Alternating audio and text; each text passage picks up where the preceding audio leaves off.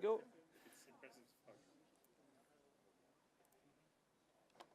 All right, welcome everyone. So my name is Étienne Carrier, and I'm a technical artist at Ubisoft Montreal, and I've been there for 3 years now. And I joined Ubisoft right at the beginning of the Far Cry 5 project, and this was my first AAA project. Since I didn't do any AAA before, I joined Ubisoft, but I kind of had a secret weapon in my sleeve, and that was my experience with procedural development. So I've been passionate about that for about 6 years now. And before joining Ubisoft, I was working on indie games, and that's where I started introducing procedural workflow into my pipelines. And so today I'm happy to share with you the procedural pipeline that we developed for Far Cry 5 at Ubisoft. So before we start, this is the content that we'll see today during the presentation. First, a quick introduction and some of the challenge that we wanted to tackle, and then our objective for the pipeline. We will then take a look at the procedural tools that we develop, and then how those tools are used from a user point of view. And after this, we'll dive a bit more in depth into the pipeline and look at how the Cliff and the Biomes tools work under the hood. And then quick sections and a few things that we changed along the way. And finally, a conclusion part. So, what was our initial challenge that we wanted to tackle? First, we had a terrain that was changing constantly. So this is a Far Cry 5 terrain evolution over 2.5 years. So the challenge is, how do we manage our content when there are so many iterations like this? So here, if we look at a smaller part of the same terrain, but with let's say a forest that have been applied manually by a level artist, let's say. So the initial forest distribution pattern is at first coherent with the terrain that we have, but if we look at the terrain changing, we quickly see that the forest patterns become incoherent. So how do we solve that? It would be for sure tedious work to repaint the forest every time we do adjustment to the terrain. And also, if it was managed, because the world is huge, if it was managed by several different users, how can we ensure that the way this is painted throughout the world remain consistent? What we could do is we could lock the terraforming really early in the project to avoid the issues like this, but that wouldn't be realistic, because this whole iterative process is for sure it's vital to the game quality. So with those challenges in mind, we built a procedural pipeline. And our first objective was to develop a macro management tool to fill up the world with natural looking content. And then this content needs to be consistent with the terrain topology. So as we saw before, here we have a same example, but this time with a forest distribution that is adapting to the terrain shape. And as we can see, the result remains coherent with any of the terraforming change. Then this whole pipeline needs to be automated. So we used Houdini and Houdini engine, and as well as a nightly generation on build machines to fully refresh the world every night. So we have several build machines that process different parts of the world one by one. Each map, actually, the world is divided in maps, and it does that until the full world is generated, and this ensures us that the user will have world data up to date every morning. Then all the data generated also needs to be deterministic, and which means that the generation needs to yield the same result given the same inputs. So by using different build machines, whether we bake the left or right portion of the terrain here, the matching part, we can see the matching part in the middle remains the same. And well, this is kind of important as well for the nav mesh generation in the game. Well, because we have this nightly build process that makes the world map per map. So the junction between each map needs to be seamless. Finally, our last objective, we want the whole thing to be user-friendly. Just the nightly build alone is not enough to ensure the user have up-to-date data. We need to be able to make the procedural generation as we work as well. So of course we have all the tools available in the editor. So now let's take a quick look at the available tools that we have. Initially, our mandate was only to tackle biome distribution, but because Houdini is great, we ended up expanding way beyond that, and we created many different tools. So first, we have freshwater tools that generate lakes, rivers, streams, and waterfalls. And we also have fence and power line tools. We have the cliff generation on the steep terrain surfaces. Then the biome tool that spawns all the vegetation throughout the world. We also added a fog density map generation that is, well, basically it's just a 2D map that generates based on the topology of the terrain, the position of forests, freshwater, and stuff like that. And then it produces a map that is used by the fog shader. And finally, we also generate the wall map terrain along with the scattering of miniature trees on top of it. So how is it like using those tools from a user point of view? In this next section, we'll take a quick glimpse of how it is like to fill up the world. Well, actually fill up an empty map using the procedural tools. So first off, user will do the terraforming pass. We did add a wall machine pass to kick off the project, but most of the terraforming really was done using the tools in the editor. And then the artist can lay down a freshwater network using, well, this is achieved by using curves and splines, as we see here, and this will be used as inputs for the freshwater tools. So for river, we have control directly on the spline for the width, and then once it's set up, we run the procedural generation from the shelf tools, and this will produce the water surface as well as some acid scattering on the water and the terrain texturing. Then the user can generate the cliffs. The tool is simply based from the terrain slope, so there's a few control, but most of the times they don't do anything. They just run the tool and on the desired terrain area. But we also add a few extra control like exclusion mask. We'll see more detail on that later. And actually, the user, most of the time they didn't bother generating the cliff because the build machine was taking care of that at night anyway. So they would just work the terraforming and then submit their work, and then the next morning this would all be generated.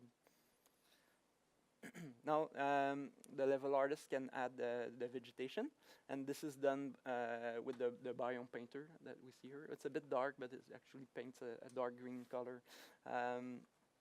Then the user would run the procedural generation, and the main biomes naturally distribute grass and forest subbiome, and so this is how it's scattered the vegetation. The recipes also can react to water proximity and spawning specific assets or specific species. It will also avoid spawning vegetation on the cliff erosion lines. And in this case, the altitude also affect how the recipe behaves, spawning smaller and sparser trees up in altitude. So this is nice, but the user will for sure want to customize a location. The artist can start by clearing out an area by painting a sub-biome like grass, and then laying down a road spline. Because so far our result that we had was quite natural, and well, so this is how we will bring man's influence on the environment and override Mother Nature, if we can say. Once we're happy with the inputs, we bake the road and refresh the biome procedural tool, and then we get the updated result. We have our road generated, our vegetation has been cleared out of the way, and of course there will still be some assets that need to be placed by hands, like a house, shed, vehicles. Yeah, the level artists are not out of work yet. They still have stuff to do. So based on those, perhaps we need to readjust the biome painting a little bit. Some brush that we have in the biome painter, they don't do any asset scattering, but simply apply a terrain texture. So we can create some kind of driveway like that, and then add back some trees and forests around the location by painting the forest subbiome. That's what we're seeing here. And then we just refresh the biome tool one more and take a look at the result. So yeah, we have little clumps of trees where we painted them, and that's pretty much that. Then to cover all our tools, we can take a look at how we can add a fence. So the input for that is once again a spline. The user will set the fence type he wants to generate on the spline parameter itself, and then just run the generation, and we have our fence that is generated automatically. And user can also add power lines network in the world. The electric poles will spawn on each control point of the spline.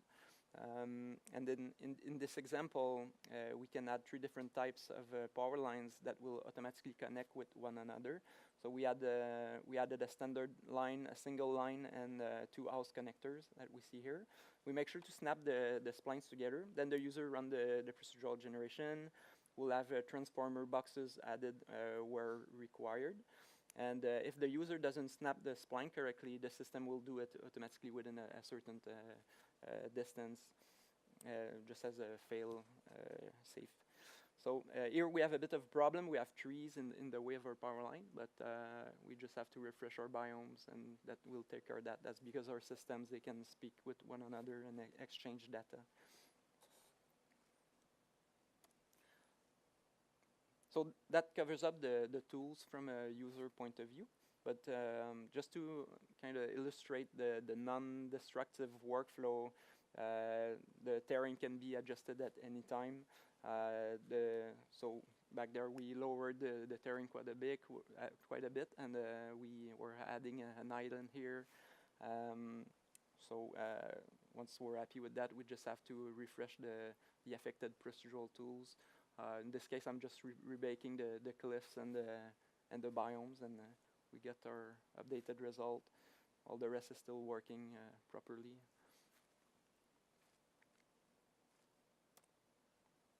So now let's take a look at how this is working under the hood. How does that work? We have an Houdini engine implementation in our in-house engine and editor, Dunia.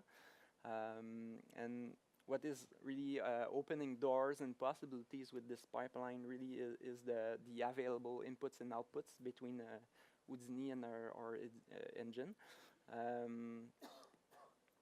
Basically the data exchange between the two. So, well, this is, you guys probably know what Houdini is, but there's a quick page just to describe what kind of Houdini is. So some of the inputs that are sent from Dunia to Houdini, that's done through a Python script. So we have like the world information, like the world name, the size of it. Because we didn't have only one world during production, we also had a bunch of gems for testing purposes, and we had the pipeline running on those worlds as well.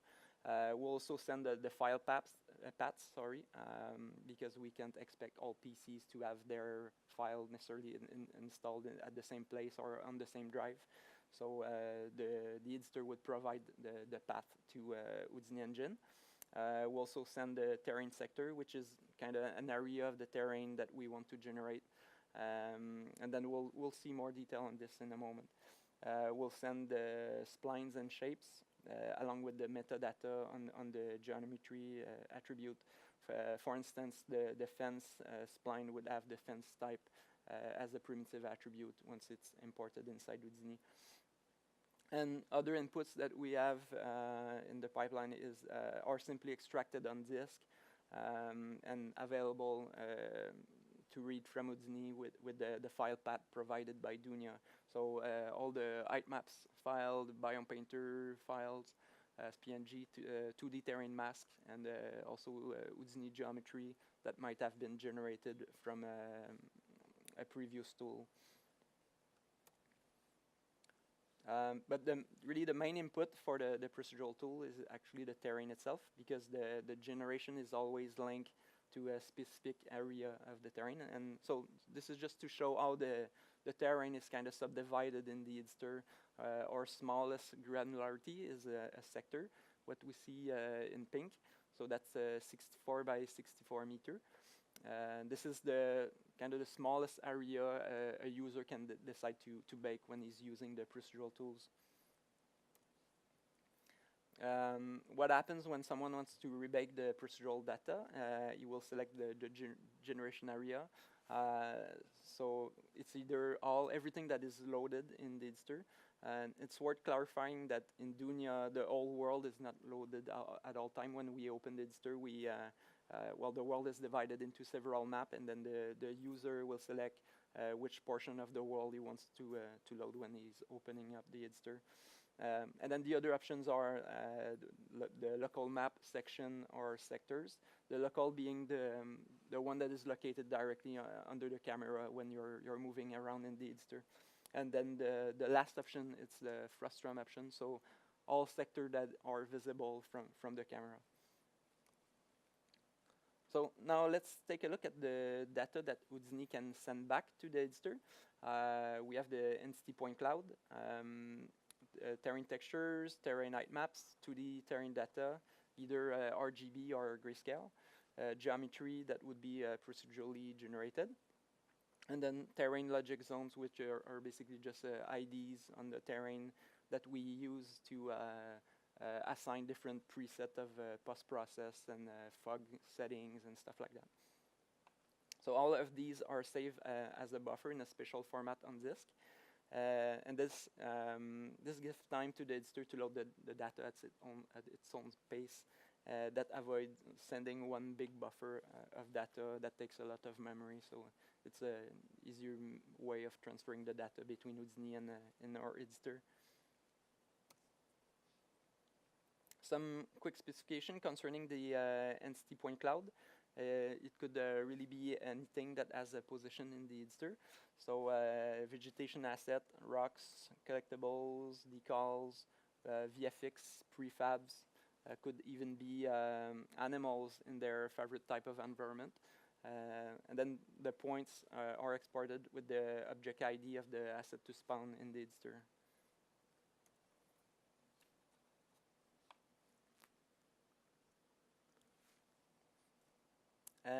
So the exported data is also kind of the key to the tool's interconnectivity. The procedural generation is sequential, so the build machines will always bake them in this order. So each tool can export data with the goal to influence the following ones. So some tools will only write new mask, others will read mask generated by previous tool as well. So as an easy example, the freshwater will generate a water mask that is then used later on by the biome tool, for instance, to drive the spawning behavior of some specific species. So that's our first big section, the cliff tool. Well, the purpose of this tool is to generate cliff geometry on large terrain surfaces, and it kind of acts as a detail skin on top of the terrain. So bear with me here, this is kind of a large section, and just to give an overview of the content we'll see in there, we'll take a look at the previous deck that we had on the Far Cry brand. And then we'll look at the tool inputs, stratification, geometry shapes, shading method, the terrain data, erosion, vegetation growing surface, and then the exported data from the tool at the end.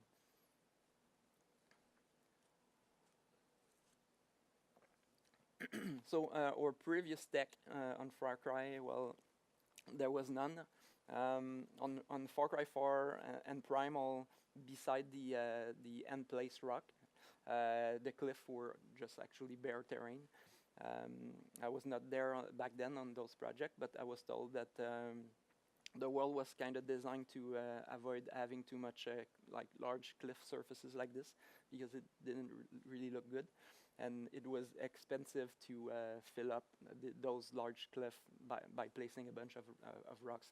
Would also kind of look really repetitive as well. But now on Far Cry 5, I don't know what happened, but we suddenly had a world with a crazy amount of cliff, and they were much bigger than before, much taller, and visible from much further as well. So that's the reason we decided to develop a tech to improve the situation a little bit.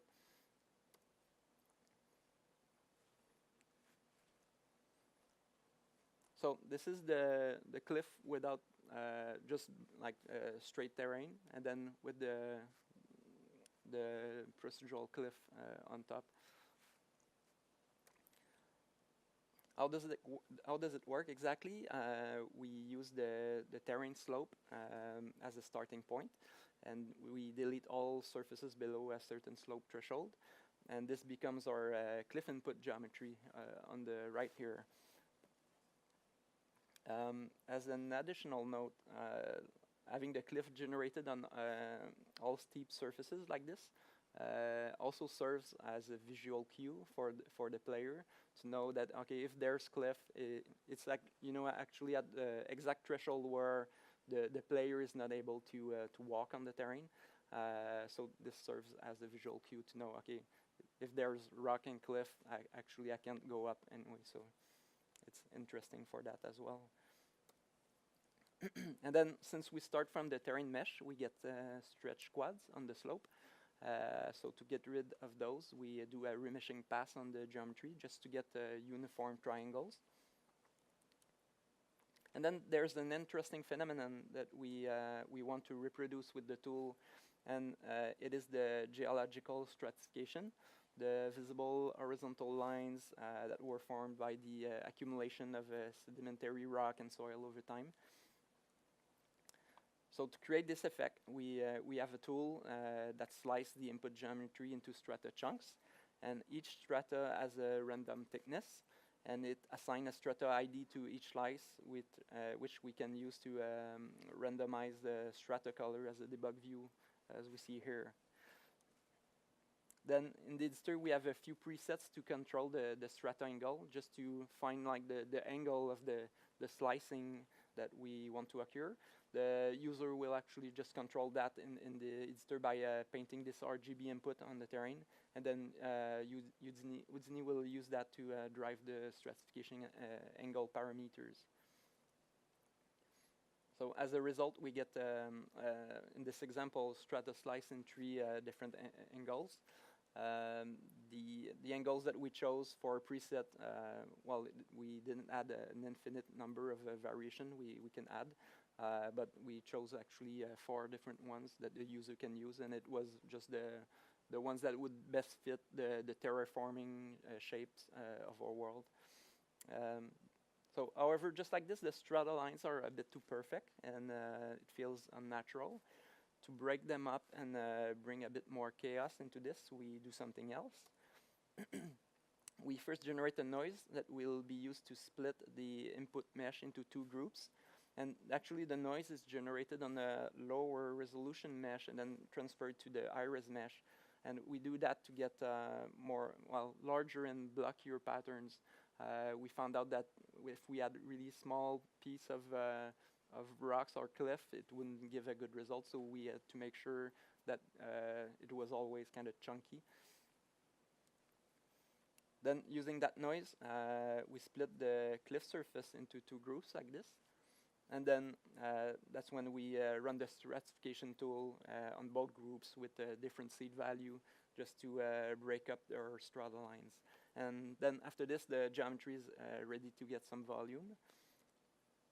So each strata is extruded at a various thickness and also displaced using a combination of displacement map. And at this point, the geometry is still fairly high res, so for sure we need to reduce the triangle count. So we do a pass for this. And before the export, the geometry is split into individual mesh. To be more precise, it's one mesh per sector. If you guys remember, a sector is a chunk of terrain of 64 by 64 meter. So each color represents a different sector here. And we do that for better loading and streaming in game. So that covers it for the cliff mesh part. But the cliff tool does other things as well. And but before going further, I kind of need to explain how the cliffs are shaded in game. We use what we call the terrain shader. What it does is that it will render the object in the same path as the terrain, and so the cliff will use the same texture as the terrain directly underneath them. So if we have a grass underneath the cliff will also be textured partially with grass as well. So to avoid this issue, we need to make sure that we have a cliff texture transferred to the terrain underneath the extruded cliff mesh. So for that reason, we use the final extruded cliff mesh, and we raycast straight down on the terrain some of the cliff attribute. So we transfer a cliff mask and then also the strata attribute. Then using the strata attribute we just transferred, we first generate a color layer that will create a macro tint variation in the world. As an additional note here, this color could have been on the cliff mesh vertex color, but we didn't do that for two reasons. First, because we also want to maintain the tint on the terrain in far distance, even when the actual procedural cliff mesh is unloaded because of distance, and also because we wanted to save as much disk size as possible on the memory that the procedural cliff is taking. We wanted to make sure it's as low as possible, so no vertex color. And the cliff mesh also, they didn't need any UVs because of the terrain shader we were using. And then from the cliff mask we transfer to the terrain, we further extend the cliff by running a flow simulation. So we have points scattered on the cliff surfaces that will flow down the slope to create kind of an erosion effect. And it's worth noting here that the origin strata color is retained on the erosion area. And then using that erosion data, we scatter crumbled rocks entities on the terrain, and those will be exported as a point cloud to the editor later on. Then from our mask, we generate the terrain texture IDs on the terrain. We also use a noise to mix two different cliff texture, and that's just, we use two. It could be more, but based on memory budget we had for terrain texture, we only add two, and also helps breaking out the tiling. Another feature of the tool is that we can also scatter vegetation on the viable cliff surface. And how we detect the viable cliff surface is that we isolate polygons facing upwards on our generated cliffs, and we simply check if it's clear above or not using a raycast. And then we can use that afterward to spawn trees and other vegetation on the cliff ledge, like we see here. And at the end, this is the data that is exported to the editor by the cliff tool.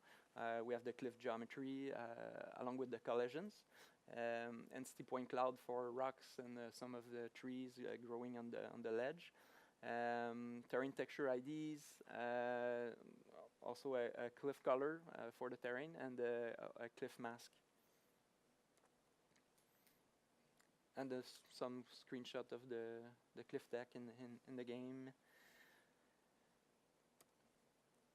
So for the biome tool now, the goal of this guy is to populate the world with biological content.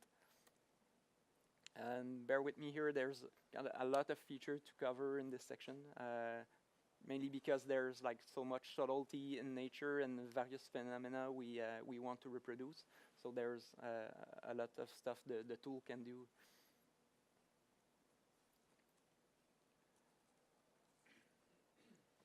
So the first step is to generate the terrain from the HIVE map.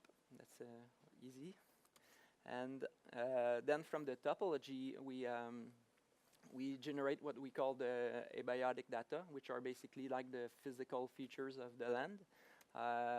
We generate an occlusion, flow map, calculate the slope, the curvature, also illumination, and then other terrain data like altitude, latitude, longitude, and also a wind vector map.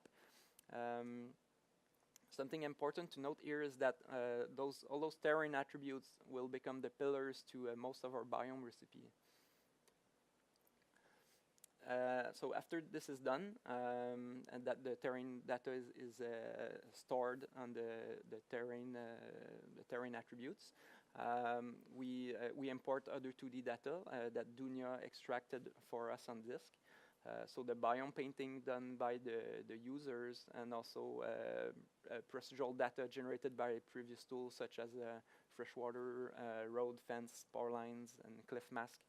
And then once all this data is ready on the terrain, we're kind of ready to roll with the fun stuff.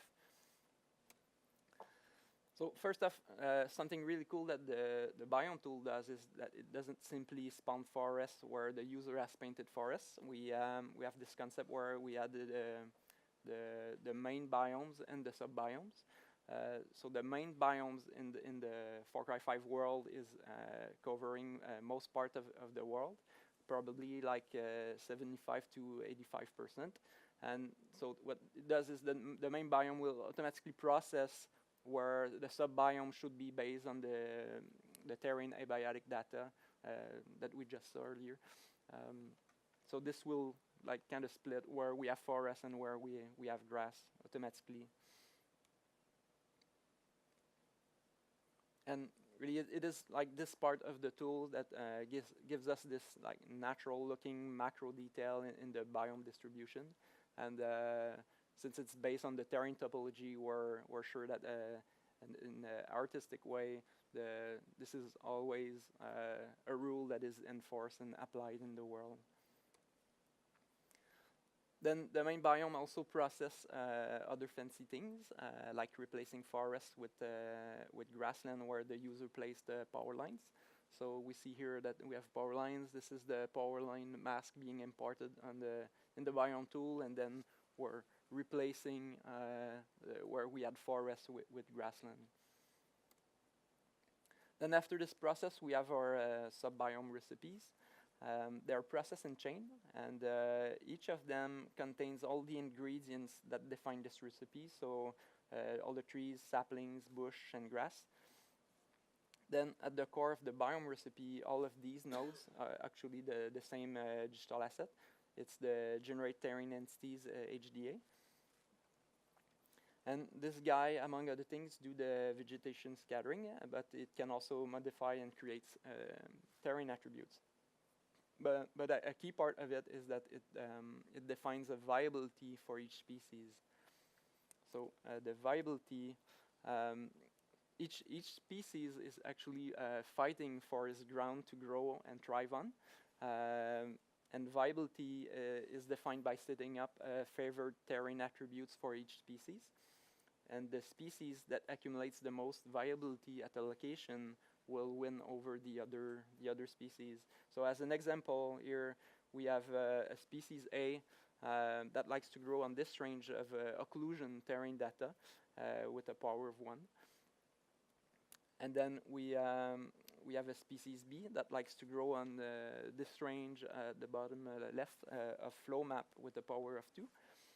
So the species B will win over species A where the flow map value is high enough. And then to determine the winner, there's also a radius that is involved. Here we have the species A that have a higher viability than the species B. And we see the radius on as a debug view here on the terrain. So if species B ends up inside the species A radius, it will be removed, like the one in red here actually would be discarded. So this is nice. We're able to keep like a desirable spacing between those trees like this. However, what if we would like to allow bushes or grass to spawn underneath the tree? For sure, we wouldn't want those to be removed. So to do that, we have the priority with the priority radius as well. So the priority will be evaluated first. And if two entities' priority are equal, then we will evaluate the viability that we just saw instead. So previous example has been extended here. However, now our green tree priority radius is smaller than its viability radius, and all our trees are set with a priority of 10. And we added a bush species in yellow with a priority of 0. So the yellow bush will be allowed to grow closer to the green tree because it has a small priority radius of 2. But we can still prevent them to grow too close from the blue trees, for instance, if we want, because on this one we left the priority radius to 10. So in this case, the two red, the 4 red bush here would be that are too close to the blue tree will be discarded. So we saw that viability has a big role in the vegetation distribution, but now let's look at some natural phenomena. Here on the left, we don't have any vegetation growing on the on the flow lines, but only on the steep slopes. And on the right here, we have almost no vegetation on the south face of those mountains. So to mimic similar phenomena, we kind of need to be able to combine different abiotic terrain data together. So it is by mixing various terrain attributes that we can create really specific patterns for the vegetation species distribution and actually accumulate a fluctuating viability. So here, multiply occlusion by a range of altitude. And then we can go further. In parallel, we can also mix another set, multiplying the flow map with a specific range of altitude again. And then we can combine the result of those two together. And additionally, we can create extra chaos because we can combine noise with the terrain data as well. So on the right here, this is a standard Perlin noise, but with control option for scale and offset. And it can also be warped by the terrain normal. So that's the slider for normal influence. And this creates a bit more interesting patterns than just a standard Perlin noise.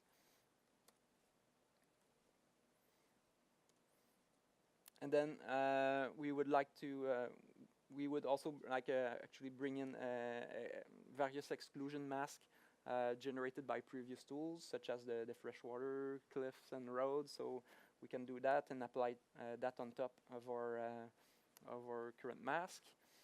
And for this example, this is what we would actually use for this species viability. So as we see, combining terrain data is really at the core of the biome generation workflow, and this is what gives us like those interesting patterns. However, the viability also drives other effects, like the species size. In previous production on Far Cry, the asset size was just kind of randomly selected. It had no coherence with the terrain or the likeliness of a species to grow in a specific area. So now our tool can handle multiple sizes for the same species.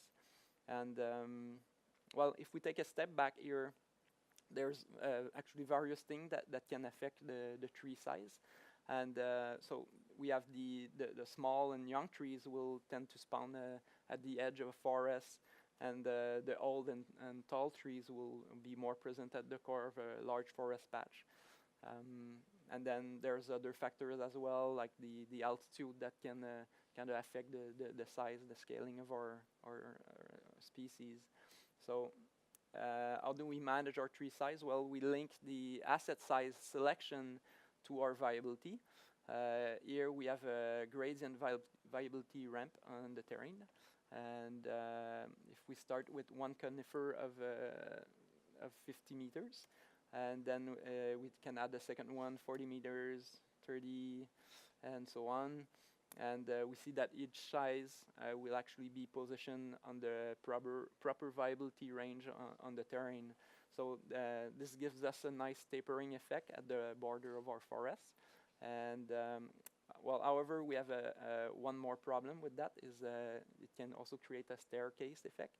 And so to fix that, we can allow each size to scale up and down by a certain percentage, just to bridge the gap between the different sizes that we have. We can also play with a random scale if we don't want to mess our viability too much, to create extra chaos in the scale of our trees. And then two trees of the same size are not necessarily alike, so the tools allows you to, for each size you can have several variations. So for in this example here, so each tree also has a variation which is a dead tree, so it will randomly select between one another, and then you can kind of control the weight of each variation. Let's take a step back once more here and look at another phenomenon, the forest canopy and the ecological succession. As I mentioned earlier, like young trees will tend to be growing at the edge of a forest, and then the old trees will be deeper inside. But there's also like a young regrowth that is possible inside the forest. So once you enter the forest, you will see that there's small trees that start to spawn again and grow to a certain height.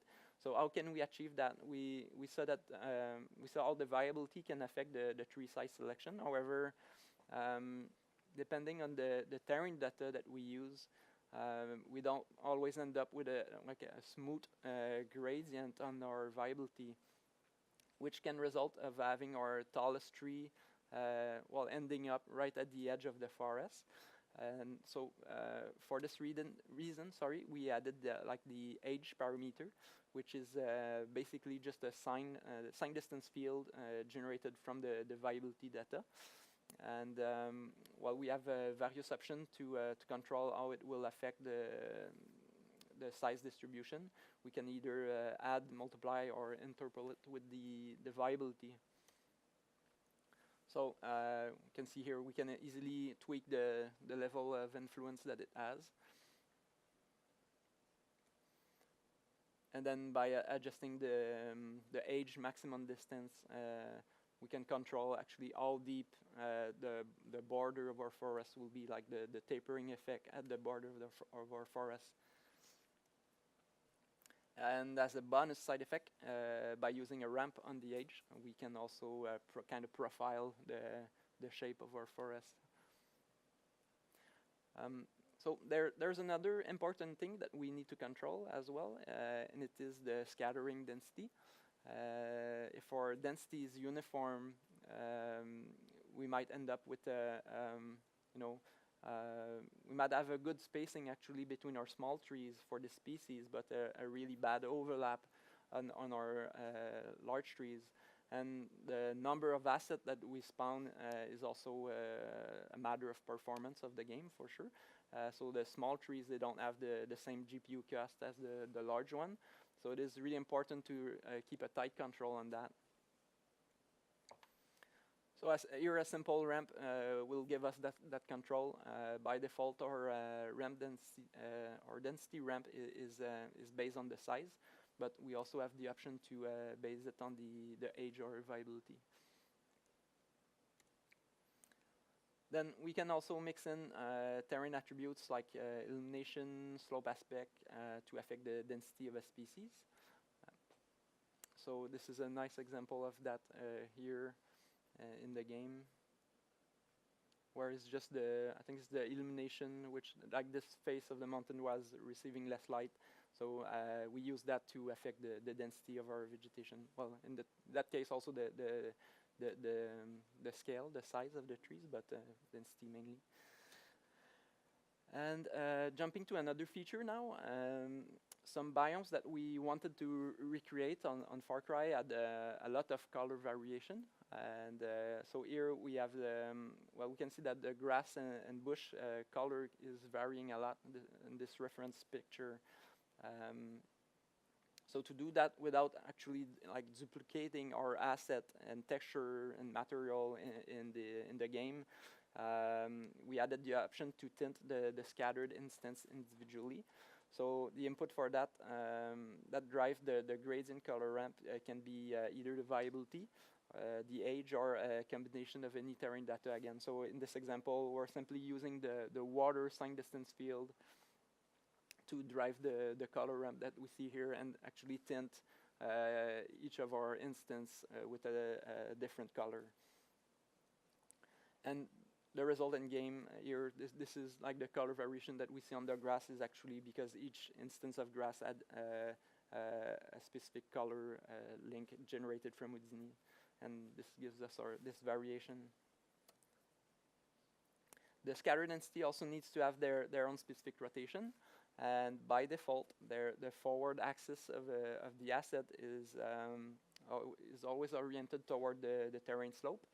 And what's interesting about that is that it allows us to do things like having this grass asset that we see here on the bottom left, always leaning toward the water, and that does that because there will always going to be like a little slope on the shore of the water.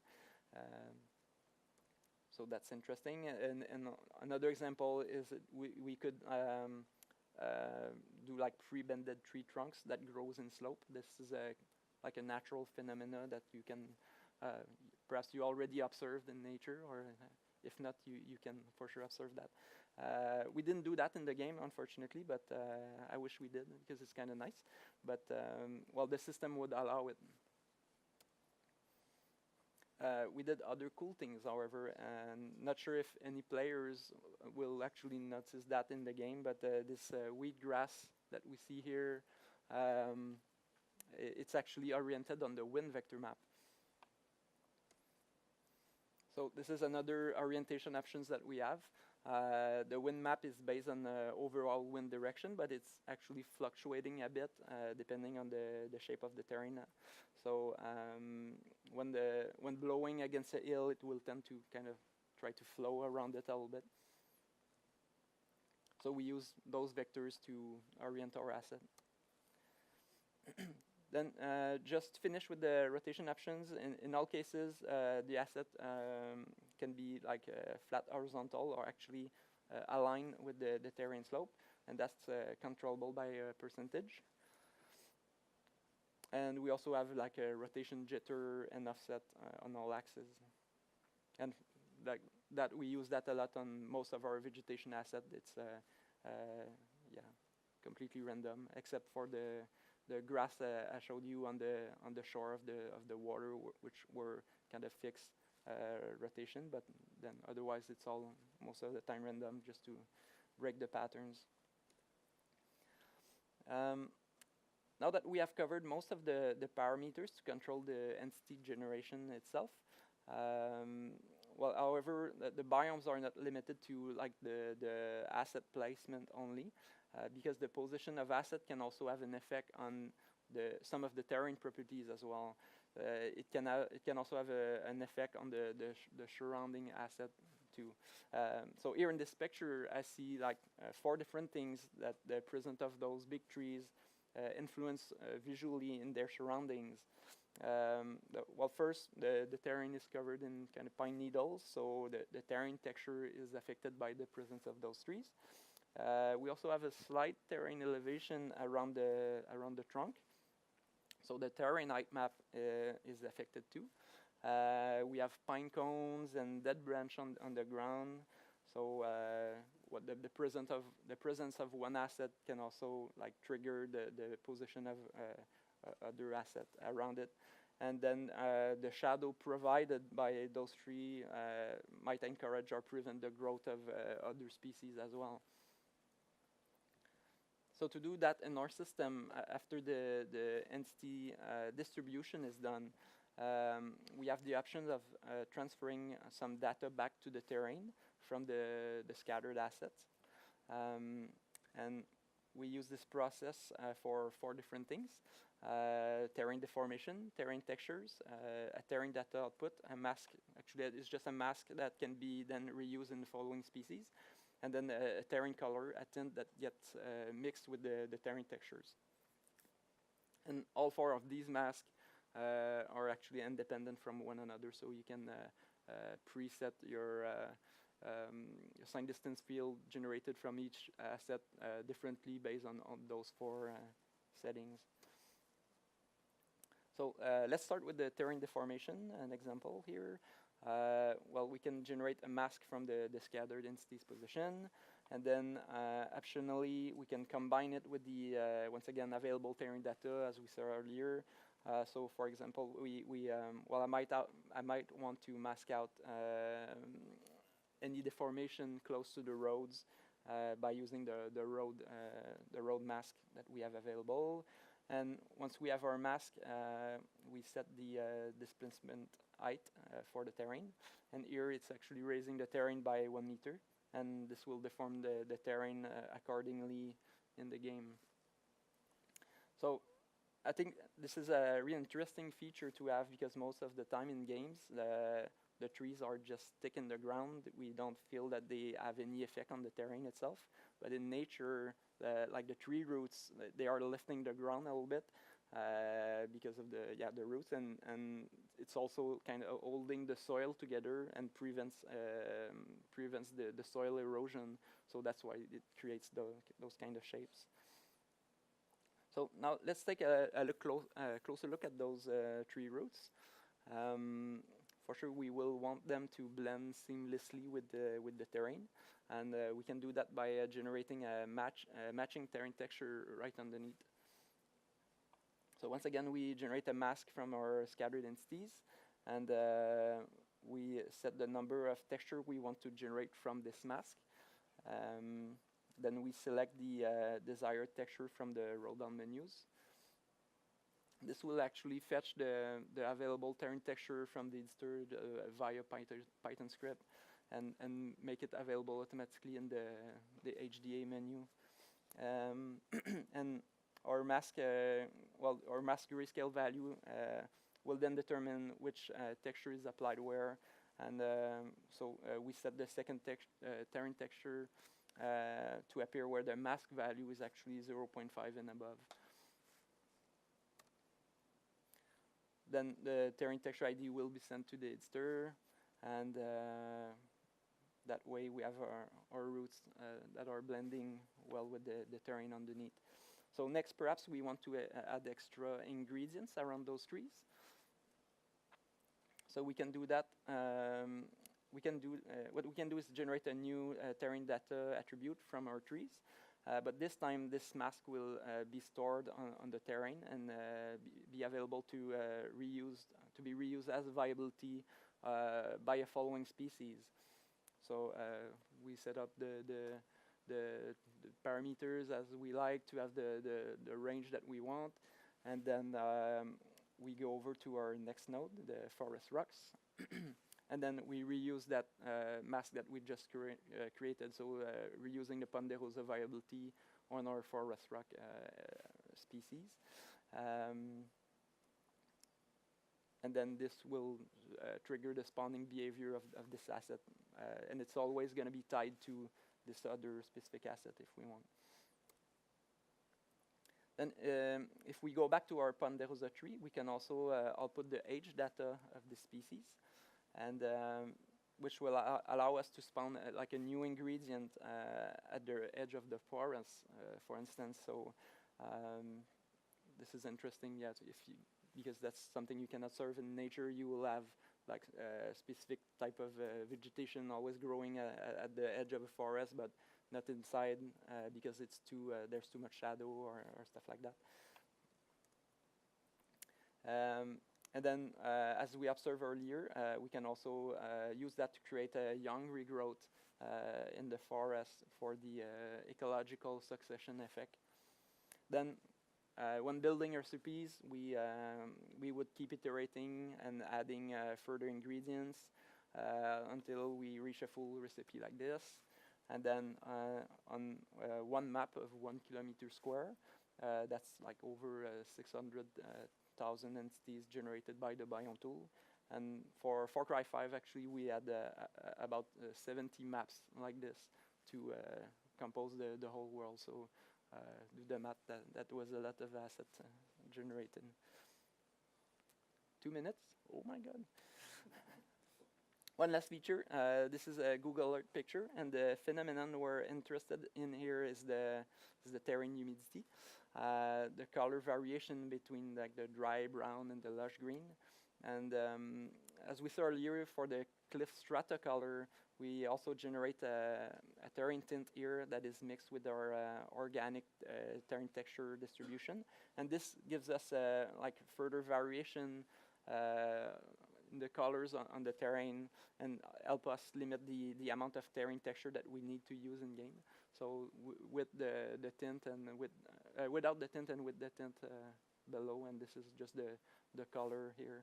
The neutral color is an average gray, and we do that to allows us to either darken or lighten the terrain texture with this color layer.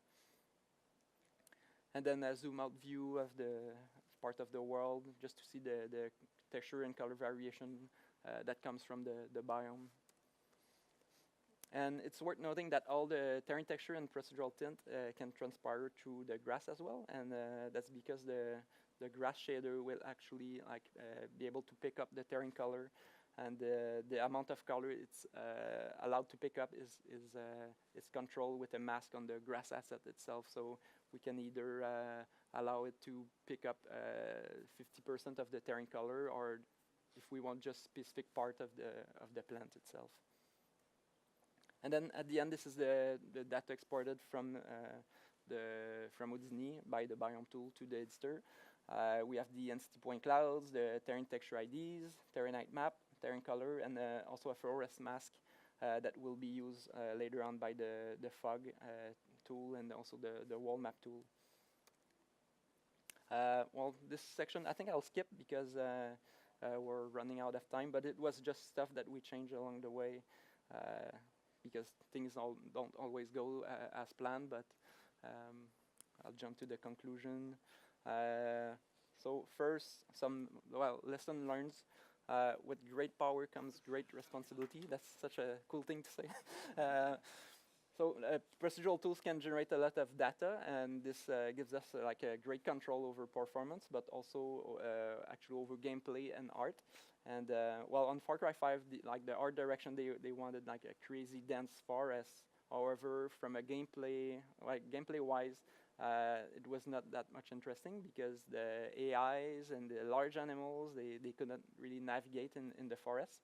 But so on our side, with control over the procedural vegetation distribution, we had to make the right call, and it was to ship the game with the most density, but without impacting gameplay. Then another thing is to make sure you design elegant tools that opens up possibilities. Or Biome tool, for example, it's a system that allows so much possibilities. I think we kind of barely scratched the surface of what we can do with it, and that's good. Then keep things simple.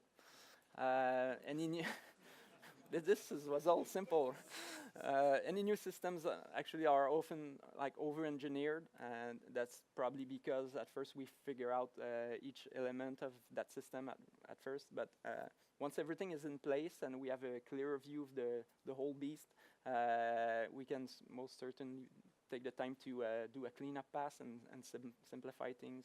And most of the time, a simpler and more elegant design will emerge from that. Then make sure to listen to your users. They might prefer to have manual control instead of automated process in some case. An example for that is that our river, freshwater tool, most specifically the river part, it could carve its own riverbed automatically. You would basically just lay down the spline and then the terrain would be carved, but the user, they prefer to manually do the terraforming. So that's something that we developed but was not really used, so it's kind of good to make sure to work closely with the users. And then make sure to be flexible because initial plans are not always the best. And make sure to keep a good balance between control and automation. I think Bjorn mentioned it earlier this morning that it's not always worth it to have something automated. If you do, if it takes more time to do the automated tool than it takes to do it manually, then for sure it's not worth it. And also, too much automation and things can get out of control. Too much manual control for sure, and things can become really time-consuming and difficult to manage. And after all, this is why we're building procedural tools. And just to finish, I want to thank those people that were had either a small or big contribution to the pipeline. And thank you. Question?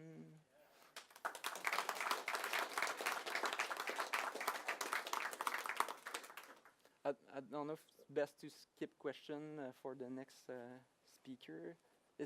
Yeah. Well, yes. How many species did you end up using? So the number of species was really kind of limited by the memory budget that we had in the game. So for Far Cry, we had like 3 major biomes. It's a good question. More specifically, I doubt we had above like 20 species for one particular biome.